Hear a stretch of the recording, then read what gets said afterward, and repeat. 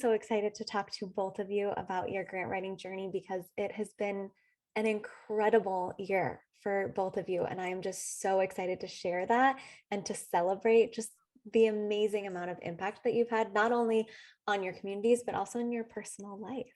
So welcome.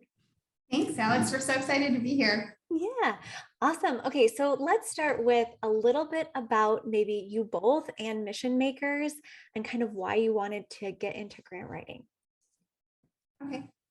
Well, we had both been involved in the nonprofit sector as volunteers for many years, serving on various boards and committees. And through that work, we realized that a key factor in the success of any nonprofit is their ability to fund their programs and projects, and that grant writing and winning grants is often a big piece of that puzzle. And we felt like we could expand our impact with the organizations that we're passionate about if we could bring that skill to the table as well. Absolutely. We both, along with being on the boards, we've done a ton of fundraising for multiple different nonprofit organizations, probably close to $750,000 in personal fundraising over the last 25 years, but realizing that there's only so much you can do as individuals. But if we can build and help organizations build a strong foundation, get them even grant ready, and help them with their fundraising program so that they have another stream of income besides grants to make them more attractable to the funders and make sure they have strong metrics to measure their outcomes. So being able to put that together, we know that now we can expand the impact for many different organizations, which quadruples, exponentially increases the impact that we can have as individuals as well. Yeah, absolutely. You're so community driven and it's really inspiring. So why, I know you just explained why you kind of came into grant writing. Why did you choose the paths that you've chosen? So why did you choose to form Mission Makers? And then Kim, if you'd like to tell us about your new job, that would be really exciting too. Sure. I'll let him tell you why we formed Mission Makers then. Well, we are a military family. I spent 25 years as a retired Marine Master Gunnery Sergeant. We have 2 children that have served. One is currently serving. So we kind of wanted to get into a niche with helping military nonprofit organizations. And we work with a lot of others too. I mean, we found a lot of different passions through this work, finding great organizations doing great work. But really our focus we wanted to be in that military niche, just with what we've experienced throughout our life. So with Kim being on our local YMCA board, where we're working to rebuild the Y, which is a $16 to $20 million capital campaign project, we had gotten a grant scan that had come from an organization, and it was great. There was all these different grant opportunities, but as we got digging into the grants, we really found that there were very few that we qualified for to write for our local YMCA.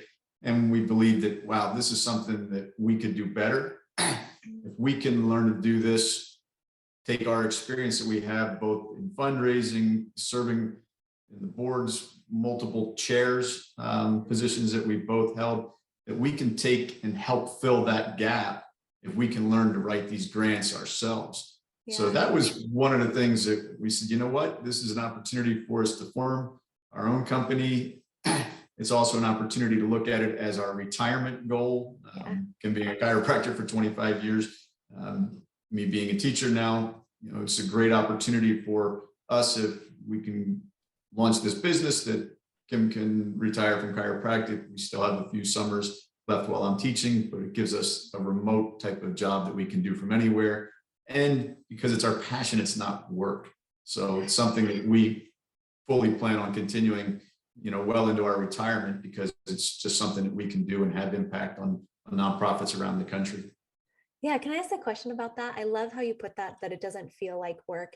Can you paint that picture for me? What does it feel like to do this in comparison to, I don't know, maybe showing up in the classroom doesn't feel like work as well. But yeah, if you just want to paint the picture of why is it so exciting for you to come to do something that doesn't feel like work? Well, when you are a lot of people always ask us, how do you guys do everything that you do? Mhm. You know, we both have a passion for our careers, love helping students, coached for 27 years. Kim been chiropractor for that many years in her patients. So it's, you know, it's a passion that we have for that. But this is kind of that next level because we don't just do our day jobs. We both serve as chair of boards. We've been involved in multiple different fundraising campaigns. We are leads for Simplifying America's Fund for Northeast Pennsylvania and do a lot of work with them. So that's always been a passion and something we've done. And this is one, it's new. It's invigorating to always continue to learn and to grow. It's a new challenge, but it's when you meet different organizations and you learn what their mission is and what they're trying to do, and knowing that our experience can really help them not just get off the ground, but build that foundation to have a major impact. And that doesn't get much more rewarding than seeing these organizations, especially some that we started out with in the beginning that are now really starting to flourish and have such great opportunities to have an impact on their community, and even some that have an opportunity to scale up and have a larger impact across the country. So it's not work when you're doing it together. You know, we sit down and we both get up early in the morning, so it's not a problem. We put in our hours. We don't mind putting in the hours at night because it's a passion, and that makes it very easy to do the work that's necessary. And you know, we both enjoy doing it together, which is, we always say you're getting 2 for 1 when you're hiring us, because not only are you getting 2 of us, but you're getting 2 people that are passionate and are going to bring that passion to everything we do for you. It's really the toughest thing is, okay, hey, when you hear these organizations, it's like, all right, let's go right away. You're jumping in, thinking about all the different things that you can do to help them. Yeah. And I don't know if that's a good thing or bad thing, but I think it really is the great part about it. Yeah, I love that. It's a really cool role to play that you can be a puzzle maker of sorts, or, just weave. I think one person described grant writing to me as a weaver. You get to weave all of these different dreams together, and then that end product really is incredible community impact. And what you just said is just beautiful. Thank you. Cool. Well, Kim, do you want to talk about your new job? Sure. It's sort of just a transition from a job that I've already been doing for a long time. So as Bob mentioned earlier, I've been the chair of our local YMCA board of directors for the last 4 years. And we've been developing this capital project over that period of time. We're in that point where we're about to step into the next phase of the capital campaign and everything. And as we were preparing for that, the staff decided that we were going to bring on a development specialist. And so we ended up doing 2 part-time development specialists. I'm doing all of the grant writing and special events for both the operational side of things as well as the capital campaign. And they've hired another gentleman to do the major donor piece of the fundraising. And so, I'm transitioning from the board to the staff, which is an interesting transition. Yeah. We're still kind of figuring that part of it out, but I'm really excited. I feel like I've put my blood, sweat, and tears into getting this project to this point. And my term was coming to an end on the board, and I didn't want to, walk away from the project in any way. So this was a way that I could continue to build my experience as a grant writer, as well as continue to support this project that I've been working so hard to see to fruition. I love that. I cannot wait for the day that you send us the picture of both of you and all of the Y staff and probably all of the, kids and community members at that opening ceremony, and just picturing you guys walking through the building too, as it gets built and formed. I cannot wait to see those pictures. Yeah, I visualize it all the time. That's good. It's part of visioning, right? Exactly. Amazing. Well, I'd love to kind of backtrack a little bit. And Bob, you touched on it when you said that you kind of get a 2-for-1 when you hire the mission makers. I would argue that maybe it's like more a 5-for-1, because I think that everything you guys do is like superhero strength. It doesn't seem like a normal human amount of energy and work. So I would love to kind of talk about, what is it like to work as a husband and wife duo? And what does that look like, not only in your partnership as business partners, but how do you turn that off at home and recognize that you're partners in multiple areas of life? Well, we're a team in everything that we do. In fact, when we were asked to serve on the board of trustees for the Leukemia and Lymphoma Society, the director, asked for a meeting with both of us. We didn't know why. And she said, well, I can't ask just one of you because you're sort of a package deal. So even in that respect, they consider us, part of one package. So we're so used to working that way throughout our marriage that it's really not that big of a change. I think we play well off of each other's strengths. And this first year in the business, we've kind of fallen into different roles that seem to work for us. Bob really enjoys working with the startups and getting all their paperwork in order and that sort of thing. I enjoy the more program development and the grant research and the grant writing side of things a little bit more. So we're figuring out what each other's roles are going to be in our business. And then, usually around 6 p.m. we shut it down and, TV goes on, a glass of wine gets poured, Exactly. and we go back to our personal lives. Yeah. And we always make sure that we mix in, we get up and go to the gym together in the morning. We are on week 26 continuous weekends with a hike or bike somewhere, and we're going to do we upped it a little bit this year. It's every week for the year, where we're going to hike or bike at least an hour, minimum of 3 miles, just to, that outdoor time. The physical fitness part of it is a huge component. We run an athletic club for Semper Fi America's Fund. Again, one of those where they asked us both to do it. We've worked with them many, many times before in the Marine Corps Marathon, supporting our wounded service members. So we blend that time. We have our professional lives that are separate, but when we're together, we enjoy the same things. So we enjoy sitting down and watching a football game or a cooking show. We enjoy the same experiences, and we love to travel. So when we do that, wine tasting is our favorite hobby. So nice. When we travel, we always seek out, great wine experiences, and we enjoy, just sitting by the fire, drinking a glass of wine whenever we get a chance. Yeah.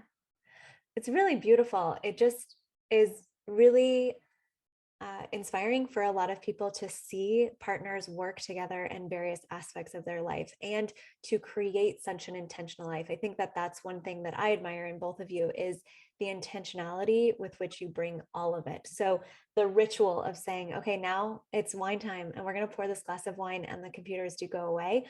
There's something really powerful in having that ritual, especially if your workspace and your personal space is one of the same. So it's something that I've not only admired in our conversation today, but watching you throughout the year is for my business partnership, but also my marriage. It's been really, really powerful to watch you two work together. So thank you. That's very flattering. Thank you. So what has been your biggest challenge on this grant writing journey?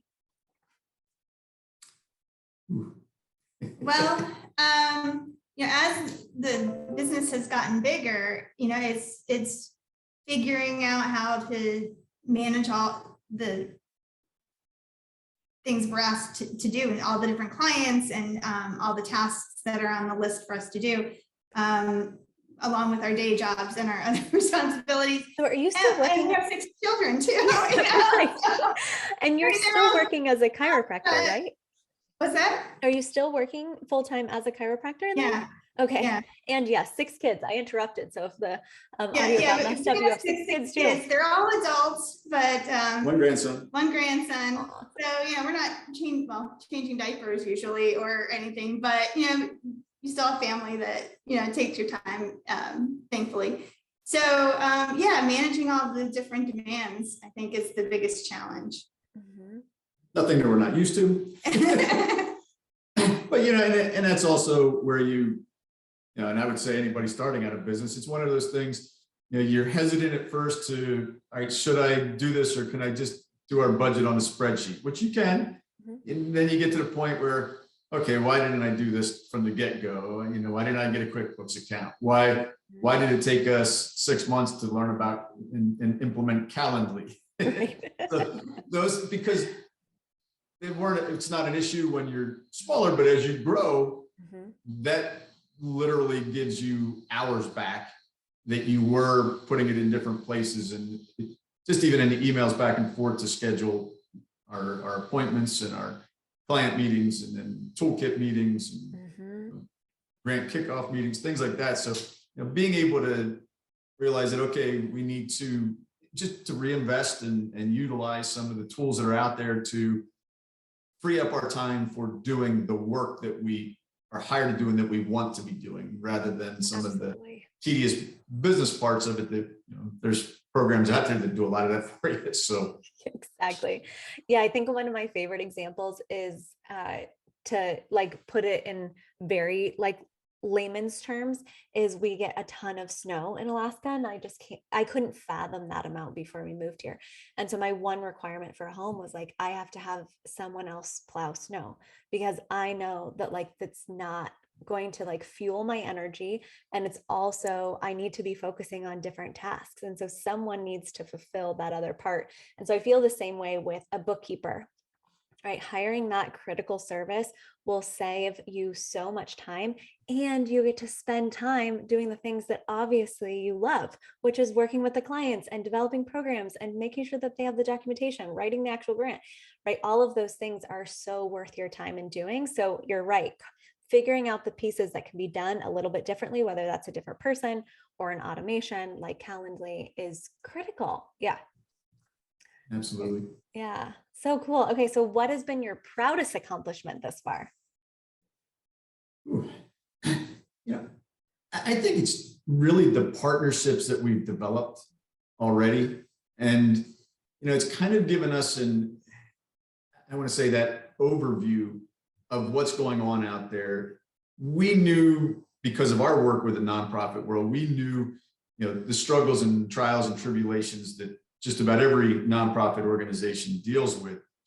But now what we've been able to do is look at it from, all right, well, what true impact can you have and how are you measuring that impact, and getting them to focus on that, but also then seeing the overview of, okay, well, there's this organization in Texas doing this that could very well complement what this organization is doing in Philadelphia. And now we can start to blend some of our clients' work together and connect them, because that's going to, yes, what we're doing with each of those is going to increase the impact that they have. But now that we can link up a lot of our clients with supporting, especially in our service members, supporting what they do, my gosh, we can create a network of those nonprofits that are smaller, that are spread out, but are doing great work and really complement each other. So that, I think, for me, that is one of the biggest things that is satisfying and really exciting. I mean, the grants that we've won, obviously, that's always exciting when you win a grant, and it gets definitely Addictive. what is there? No doubt. How much do you know your total? You guys raised a lot of money this year. We were part of a team that wrote $1 million grant. It wasn't ours alone, but we were part of that team, Mm-hmm. and we're over 150,000 that we've won so far, and we have a few more out there that we just haven't heard back yet. They won't come back until one's later this month and a few more later this year. So, yeah. And for one, I got to hold a really big cardboard check, which is fun too. That was great. Congratulations. It has to feel, yeah, very good and addictive a little bit. I love that. Very cool. Do you have anything to add, Kim? No, I think he summed it up. You know, we love what we've been able to do with our clients in partnership with our clients. And we just recently started thinking about, okay, how can we create a network for the veterans organizations? Because we have several that we're working with now, that they can, you know, complement each other, and where the vets can get different services and different experiences between the different organizations that we have the privilege of working with. Yeah, it's a very inspiring vision to think that, yeah, again, the weaving, right? I just see like a little bright light where you guys are, and then the bright lights at every different nonprofit that you're working with, and then what that looks like when like the lights shine towards one another. It's really beautiful.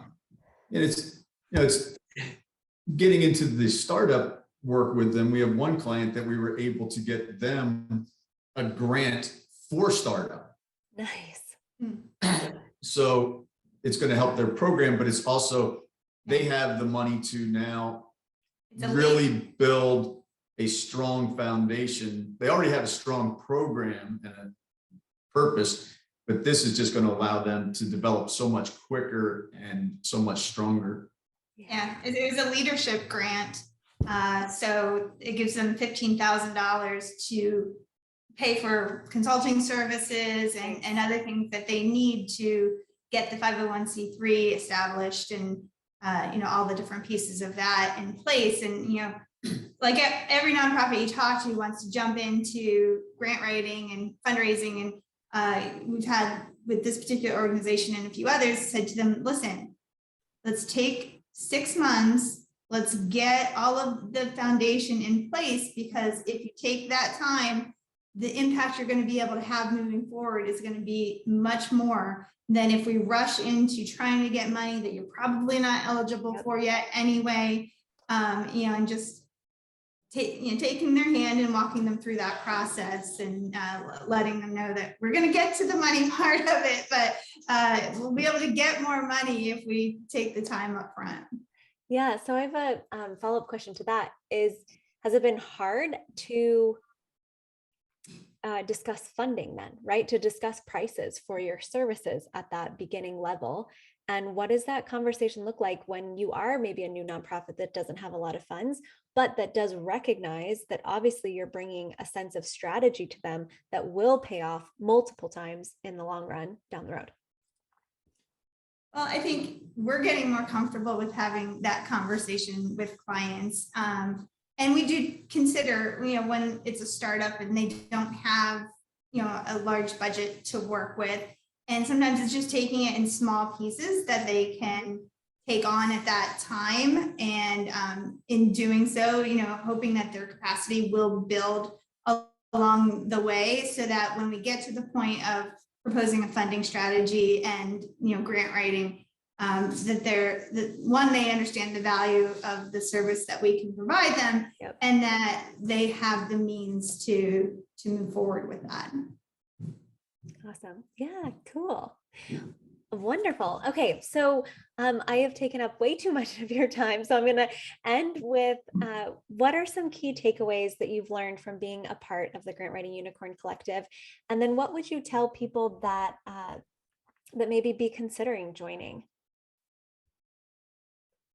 Well, the funding strategy, I think, is a game changer. You know, I think it's one, obviously it's a critical piece of the puzzle to being intentional in how you're pursuing your funding opportunities, but it's also a great vehicle to provide that, really that first deliverable to your clients, specifically your grant clients. You know, our startups have some other deliverables before that, but you know, we really appreciate that was part of the program that you guys taught us, because, you know, it's a great tool. And, you know, I found with the Y and with other organizations, you know, chasing the money, and there's no intentionality, there's no planning to, you know, how you're going to pursue what you're going to pursue. It's just like, oh, there's some money, let's figure out how we can, you know, get it, and then we'll figure out how we can use it, instead of saying, you know, these are our funding needs, these are our funding priorities. These are the grant opportunities that are out there, and this is the schedule that we're going to follow to pursue them. Getting that mentality into some of these organizations is both a challenge, but the funding strategy gives you a vehicle for that. That's cool. And it also goes back to what we said with why we got started. The grant scan that we got didn't take into consideration geographic location. And that's what we've seen from a lot of organizations that said, well, we were looking at these grants. And then you go through them and you find, okay, yeah, you qualify under the eligibilities, but you didn't read the next section, which is the ineligibility. And sometimes you look great in the eligibility, and then you read the ineligibility, and you're like, okay, well, what do they fund? Because it doesn't fund any stuff that they. But just even that, to know that when we're giving you these grants, they're grants that you have a shot to win. And we don't want to waste their time, their money. But the one other piece that we took from it that is very helpful with our startups is the prospectus. We've tweaked it a little bit for our purposes, but that one page, and every single organization we prepare one for is like, wow, that's impactful. Yeah. That's something people will look at. That's something people will read. So, when you're trying to get people to the point where they can submit for grants, you still need to be able to fundraise. So that's a great tool for corporate sponsorships, for donors. When you're looking for event sponsors, it's a one-page, hey, this is who we are, this is what we do, this is why we do it, this is what we need the funding for, and this is the impact that we are going to have. And pack that with a good picture and a quote that really ties that program together. And that it's a great letter of introduction when you're submitting an LOI too. So that's a fabulous tool.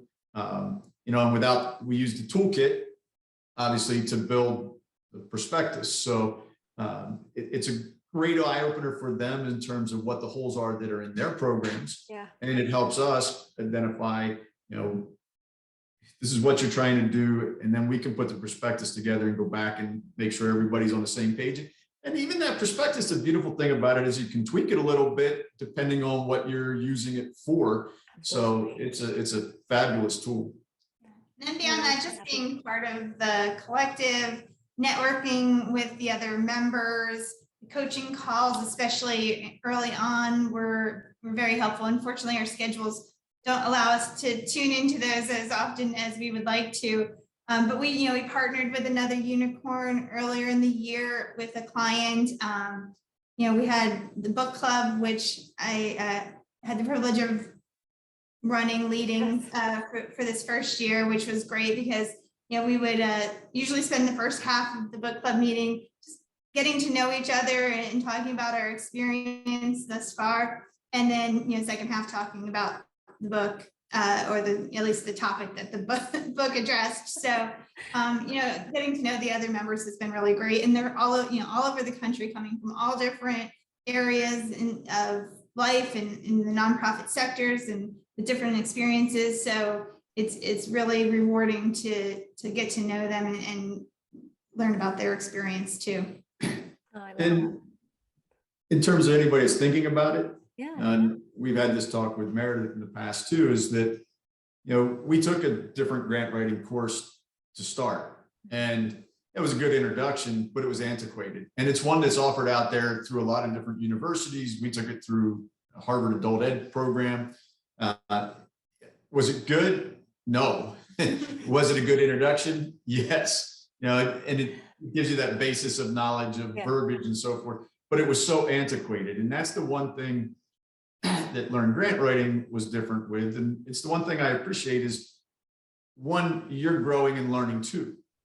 And as you grow and learn, you update. And that's key, because the grant world and funding and just the world in general is constantly in a state of flux and change. Yeah. So if you think that you can apply something that was written back in 1990 in 2022, it just doesn't work. Yeah, some of the basics might be still the same, but how you approach it and how you're moving forward. And it's the thing that I always appreciated is that you're not afraid to say, okay, hey, well, we've learned from our collective that this is a missing component. We're going to add that to the course and constantly taking feedback and constructive criticism and adapting and adding. And that adds value. And that's something that is, as an educator, that is something that is very, very important to your students and to the grant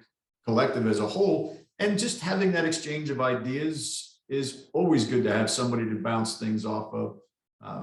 And that's a positive that you don't get with just any grant writing course. And we appreciate that. Thank you. Yeah, thank you so much.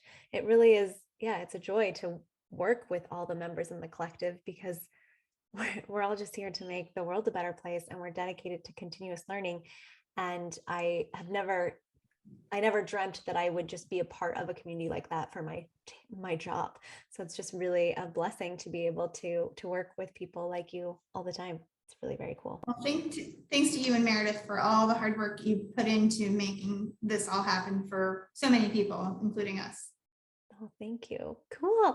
Well, those are all my questions. I am so enjoyed talking to you both today and just really diving into the ups and downs of this journey. Like I said at the beginning, I just am blown away by the year that you both have had. It's beautiful.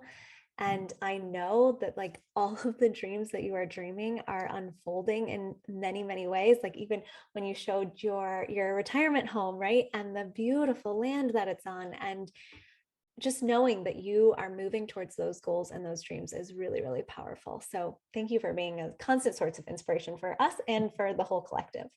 Thank you. Yeah, we're going down in December to meet with the designer and actually start the Move that up a year. We fast forwarded that a year from the original plan. Yay! Oh, that is so exciting. Yeah, I'm going to start the design process and all that land development and everything. Oh, another project. It's going to be beautiful. Awesome. Well, thank you so much. Thank you, Alex. It's our pleasure. Welcome.